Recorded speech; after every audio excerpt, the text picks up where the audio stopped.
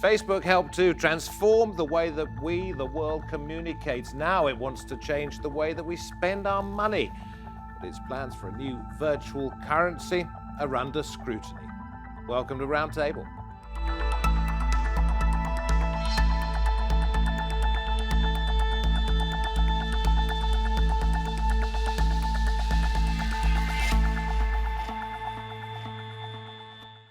Hello and a very warm welcome to the programme from me, David Foster. Facebook wants its users to spend and transfer money through its new virtual currency, Libra, planned for next year. But global banking bosses, among others, aren't happy, and consumers are asking the question, can Facebook be trusted? The creation of digital money, cryptocurrency, has been the biggest change in the world's money supply this century. Now, Facebook is planning its own cryptocurrency called Libra.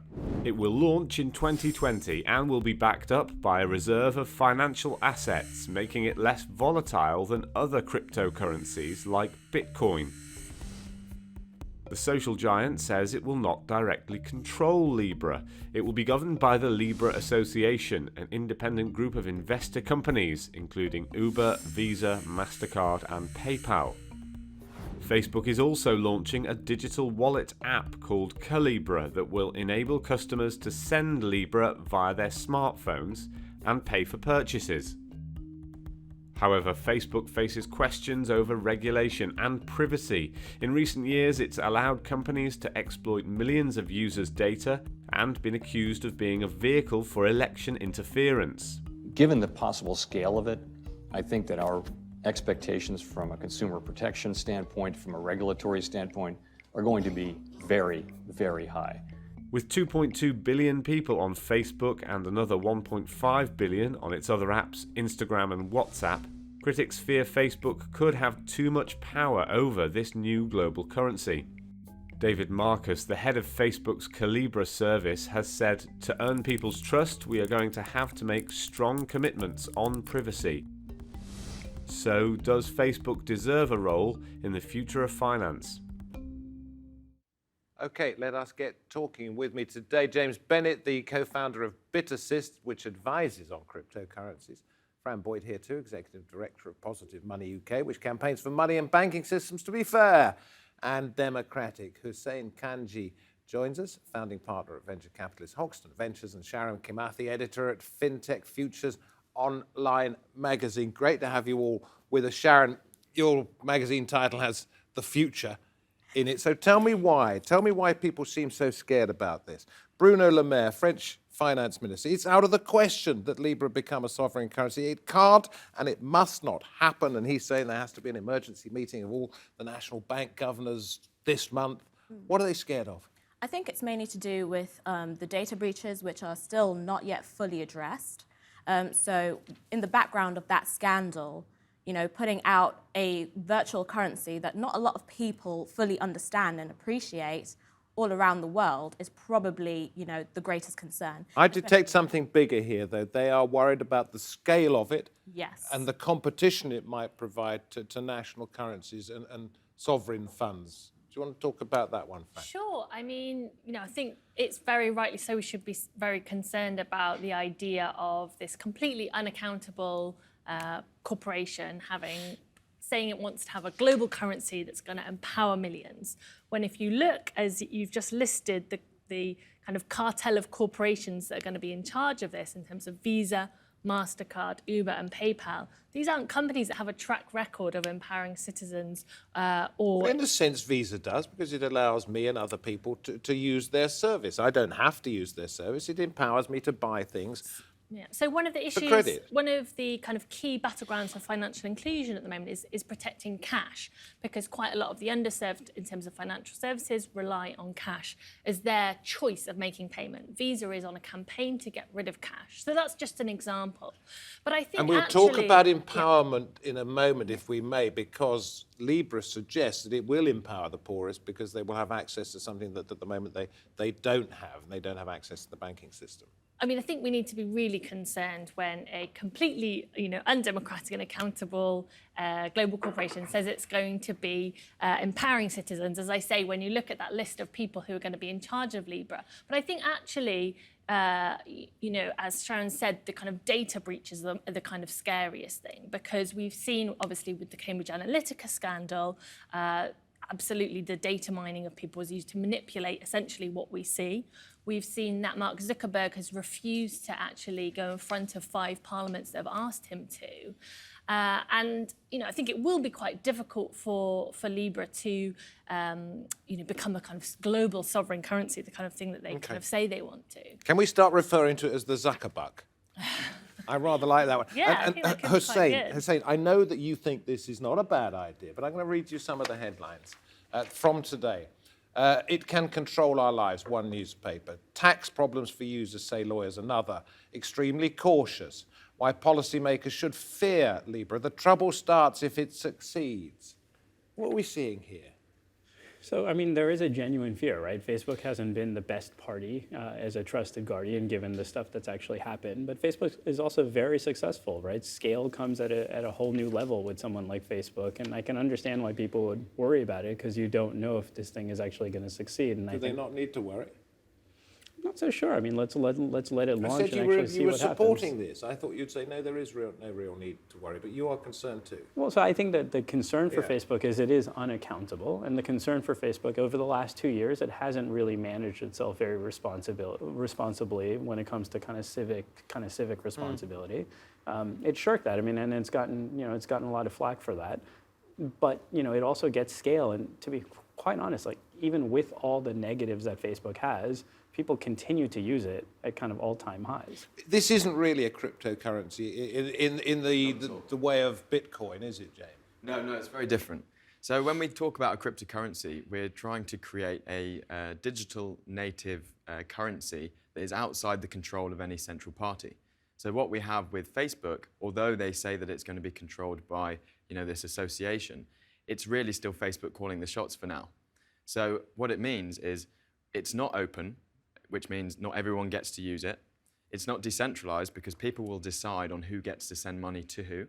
And it's not borderless because, again, it will have certain regulations that will be adhered to, and so it can be controlled by these But one organizations. thing it does have that Bitcoin or any other of these cryptocurrencies does not have is a central pot of money which backs up any money that Right. users could stand to lose, correct? No, that's not actually correct. So Because there are 29 investors at the moment, each one of which has to put in a Yes. minimum of 10 million. Yeah. This goes into what's called the Libra Reserve for this very reason. Yes. Where have I got that wrong? Yes. So, well, they're not the first people to do it.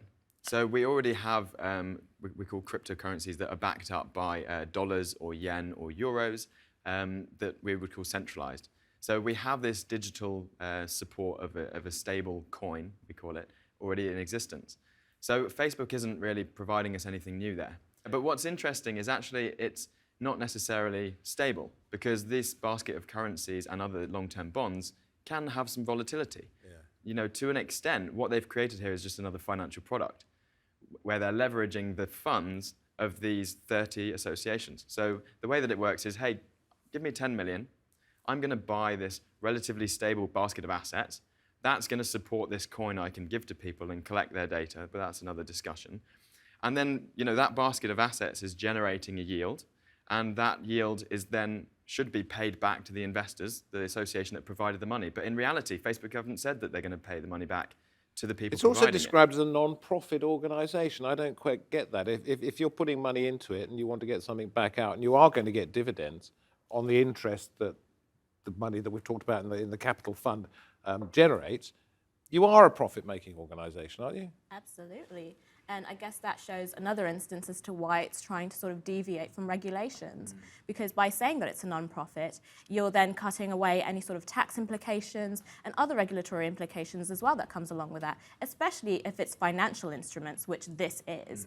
And it would need to adhere to several regulations in Europe and also America if this was what it is. Can I just a put... bank. I'd like to Of make course, a point yeah, but... on the non-profit side. I think Facebook has never been a subscriber-based model. They don't actively show that they are making money from from the users. But we all know that their business model is based around data. They harvest data and they sell data. So the actual kind of Libra association itself may be non-profit, meaning that they're not going to take surplus profits out and pay them to shareholders. But the data is the valuable bit, and that's not. They haven't talked about that, and I think we all know where they're going with that based on their history. Okay, I'm trying to think of a person who might be described as wholesome. I'm going to go back to the American children's program, Mr. Rogers' Neighborhood. If this was called Mr. Rogers currency, would it be absolutely okay? Is it just that nobody believes a single word that Facebook says? I think yes, to an extent. So Zuckerberg did come out and say that, people who trust him with data, well, he used an expletive, but it goes to show where his head is at, which is that he doesn't actually sort of have any respectable sort of thoughts and feelings towards his users, towards his consumers. So therefore, can we really trust someone who, behind our backs, if we use Facebook, calls us, idiots or, XYZ, which is what he sort of used a sort of swear word there, but I don't think I can trust that. And whether or not you call it Mr. Rogers or Zuckerberg coin or Zucker coin, yes, the Zuckerbucks, it still is the fact that he doesn't come across as very trusting, and neither does his corporation.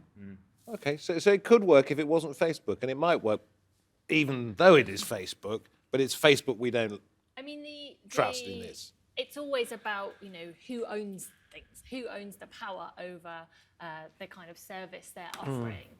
And, whether it was Facebook or whether it is kind of actually Uber, PayPal, Visa, MasterCard, it's kind of where does the power lie? Where does the But we're scrutiny not lie being for mugged in the organisation? dark down an alley. This is broad daylight. We know exactly where we're heading. It's like blaming somebody.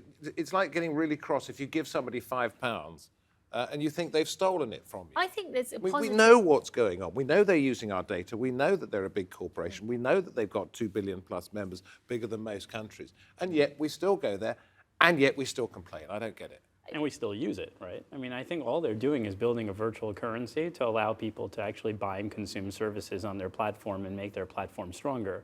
And the irony of this is, even though we complain about the platform, even though the platform should probably be more regulated, given all that it's done, we still continue to flock to it, and we still continue to use it.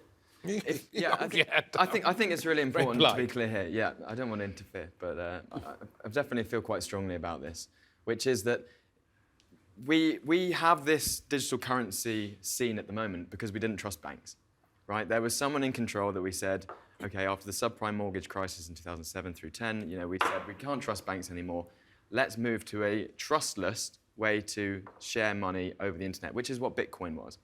Now that kind of rhetoric is fading as people just go back to a digital currency. We've gone from banks to corporations. Now, what's important to note here is that it's not the first time Facebook have tried to do a digital currency of some sort on their platform. So in 2009, they started Facebook Credits. Facebook Credits was a way for them to allow people to pay for apps that were being developed for the Facebook site. And in-game purchases between these apps. Facebook Credits charge 30% on transaction fees. So the developers would make the apps. Anyone that bought the app, 30% of the value being transferred to the developers would be But this taken isn't. We're by talking about this now. Facebook. But this is not. And they what did I failed, read? yeah. It said it would be almost free, and I mean almost free. Whatever you like, you can read into that.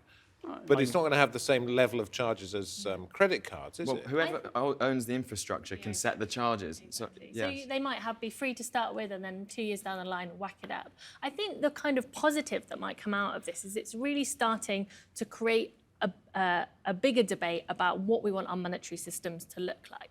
And from Positive Money's point of view, we think we need central banks and governments to play a better role in actually making sure we do have monetary systems that do make sure we have the maximum financial inclusion and empower citizens. And what we've been advocating for, and we've seen actually yesterday a report come out from the Bank of International Settlements, is that central banks should be looking at issuing their own form of digital cash. Because actually the digital money we all use when we use our Visa or debit cards is actually bank money. It's created by commercial banks, which are also corporations.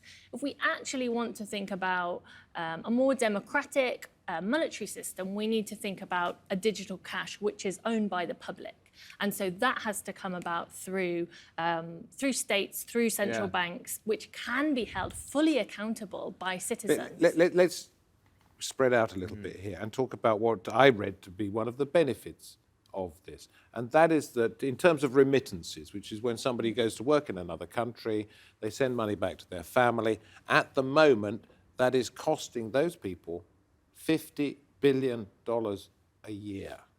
$50 billion that could go to them or to their families. Now that's a worthy cause, isn't it? That's a big market, right? I think they're building a new financial infrastructure that makes it much cheaper to move this kind of money around. And there are examples of this, right? In China, WeChat and Alipay came up from kind of nothing and are kind of the dominant financial systems there. This is significantly better than UnionPay or Visa, MasterCard, Amex. So the appeal is going to be perhaps to those people who at the moment are seeing some of their hard-earned money being taken away from them by companies that they're using to get the money home. They're going to think, wow, this is almost free, but it's a great deal better than having to pay such a wodge. But then, as you can see in the report that came out today on the FT, for example, where it said that, oh, I'm going to put my hands up when it comes to tax implications, and it actually put the onus on the consumer instead of fully laying out in detail what's going to happen when it comes to tax. So let's say you are having that transaction between yourself and someone in another country,